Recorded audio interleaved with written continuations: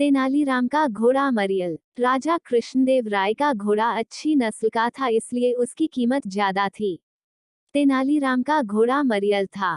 तेनालीराम उसे बेचना चाहते थे, पर उसकी कीमत बहुत ही कम थी। वे चाहकर भी बेच नहीं पाते थे। एक दिन राजा कृष्णदेव राय और तेनालीराम अपने अपने घोड़े पर सवार होकर सैर को निकले।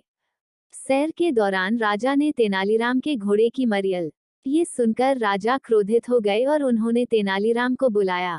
वे बोले, तेनालीराम, यदि तुम्हें सोने के आम चाहिए थे तो मुझसे मांग लेते।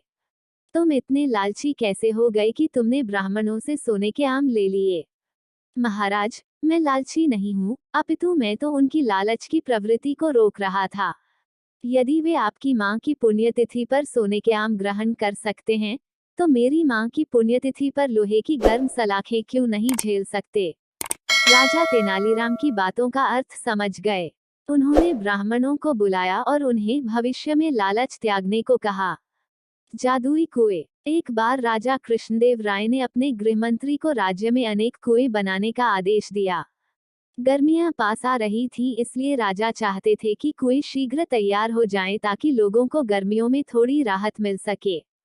गृहमंत्री ने इस कार्य के लिए शाही कोष से बहुत सा धन लिया।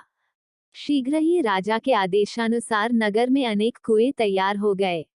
इसके बाद एक दिन राजा ने नगर भ्रमण किया और कुछ कुओं का स्वयं निरीक्षण किया। अपने आदेश को पूरा होते देख वे संतुष्ट हो गए। गर्मियों में एक दिन नगर के बाहर से कुछ गांव वाले तेनालीराम के पास पहुंचे। वे सभी गृहमंत्री के विरुद्ध शिकायत लेकर आए थे।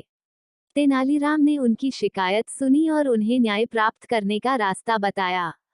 तेनालीराम अगले दिन राजा से मिले और बोले, महाराज, मुझे विजयनगर में कुछ चोरों के होने की सूचना मिली है। वे हमारे कुएं चुरा रहे हैं। इस पर राजा बोले, क्या बात करते हो तेनाली? कोई चोर कुएं को कैसे चुरा सकता है? महाराज, ये बात आश्चर्यजनक जरूर है, परंतु सच है। वे चोर अब तक कई कुएं चुरा चुके हैं। तेनालीराम ने बहुत ही भोलेपन से कहा। उसकी बात को सुनकर दरबार में उपस्थित सभी दरबारी हंसने लगे। महाराज ने कहा, तेनालीराम, तुम्हारी तबीयत तो ठीक है। आज कैसी बहकी बहकी बातें कर रहे हो? तुम्हारी बातों पर कोई भी व्यक्ति विश्वास नहीं कर सकता। महाराज, मैं जानता था कि आप मेरी बात पर विश्वास नहीं करेंगे, इसलिए मैं कुछ गांव वालों को साथ साथ लाया हूँ। वे सभी बाहर खड़े हैं। यदि आपको मुझ पर विश्वास नहीं है तो आप उन्हें दरबार में बुलाकर पूछ लीजिए। वे आपको सारी बात विस्तारपूर्वक बता देंगे। राजा ने बाहर खड़े गांव वालों को दरबार में बुलवाया। एक गांव वाला बोला, महाराज, गृहमंत्री द्वारा बनाए गए सभी कुएं समाप्त हो गए हैं, आप स्वयं देख सकते हैं। राजा ने उनकी बात मान ली और गृह मंत्री तेनालीराम कुछ दरबारियों तथा गांव वालों के साथ कुओं का निरीक्षण करने के लिए चल दिए। पूरे नगर का निरीक्षण करने के पश्चात उन्होंने पाया कि राजधानी के आसपास के अन्य स्थानों तथा गांवों में कोई कुआं नहीं है। राजा को ये पता लगते देख गृहमंत्री घबरा गया। वास्तव में उसने कुछ कुओं को ही बनाने का आदेश दिया था। बचा हुआ धन उसने अपनी सुख सुविधाओं पर व्यय कर दिया। अब तक राजा भी तेनालीराम की बात का अर्थ समझ चुके थे।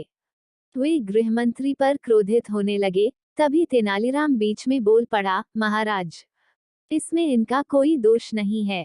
वास्तव में वे जादुई कुएं थे, जो बनने के कुछ दिन बाद ही हवा में समाप्त हो गए। अपनी बात समाप्त कर तेनालीराम गृहमंत्री की ओर देखने लगा। गृहमंत्री ने अपना सिर शर्म से झुका लिया। राजा ने गृहमंत्री को बहुत डांटा तथा उसे 100 और कुएं बनवाने का आदेश दिया। इस कार्य की सारी जिम्मेदारी तेनालीराम को सौंपी गई।